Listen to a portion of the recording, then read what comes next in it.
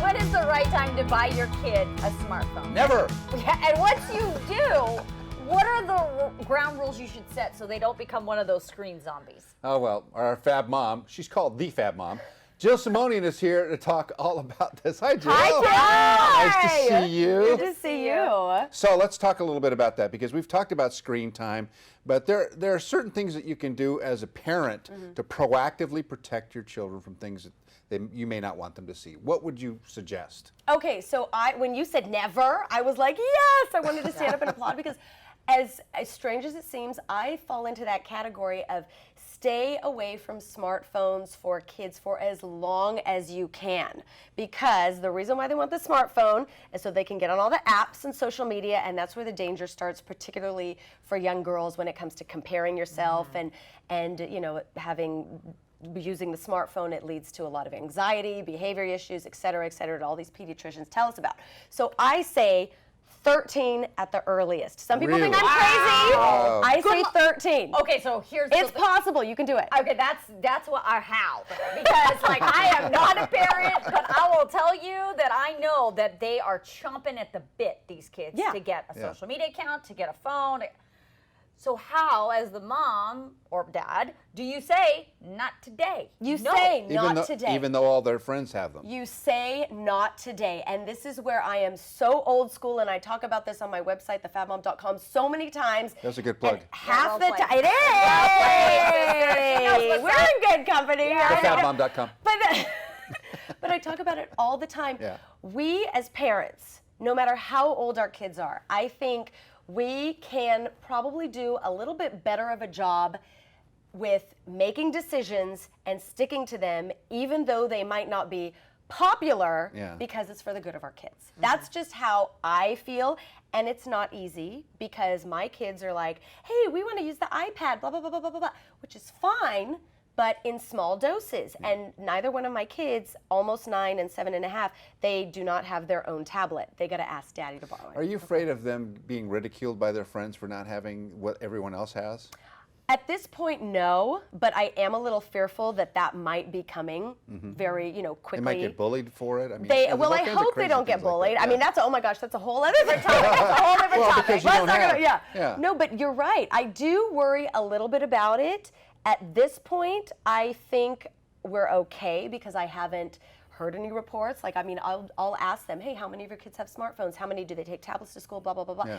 And it's interesting, because the dialogue that I've kept open with my girls particularly is, and this is a quote, I will say, having a smartphone at a very young age will turn your brain black and crumbly, and it'll make your brain, because they're small, so I figured, you got to give them something to visualize, but that's what I tell them. Right. It's going to do things to your brain that are not appropriate at this age that you are now. And I'm not making it up. I mean, there's certain research. No, there's and all lots of sorts science, Okay, and just so we're clear, you said your kids are how old? Your girls? Almost 9 and 7.5.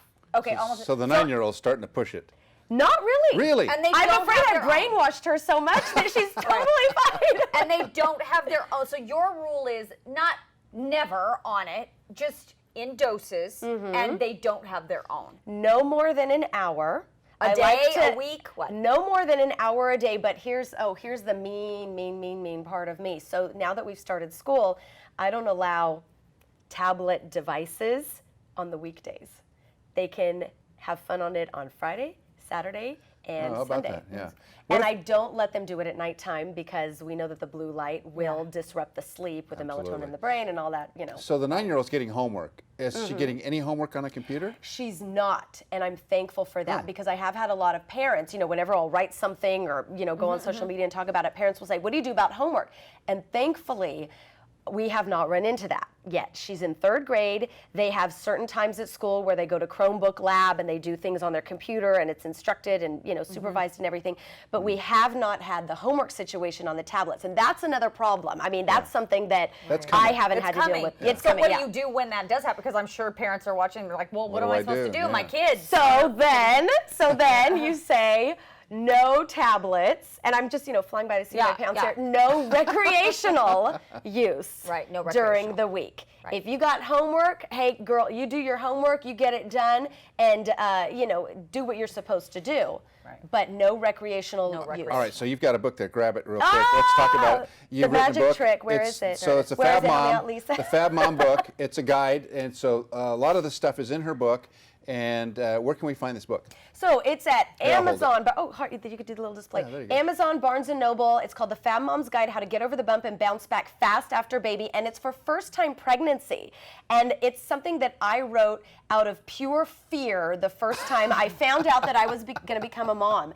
It's for the mom who is uncertain, a little nervous, not quite sure what choices to make. It's an honest book. There's celebrity stories. There's true, honest tales of me doing things that are against the popular grain, and it gives, hopefully, I've been told it gives first-time moms a sense of strength and confidence going into that first pregnancy. All right, so here's the deal. In our next visit, because you will come back, we need to revisit your appearance on the KTLA Morning News and all of that. Okay. All those memories. Can we do that? Yes. Can you come back and do that? Yes. All right, you will do that with Jill Nice Simonian. to see you. Nice Thank to have you you here. for coming in. Thefabmom.com is her website. Thanks so much for being here.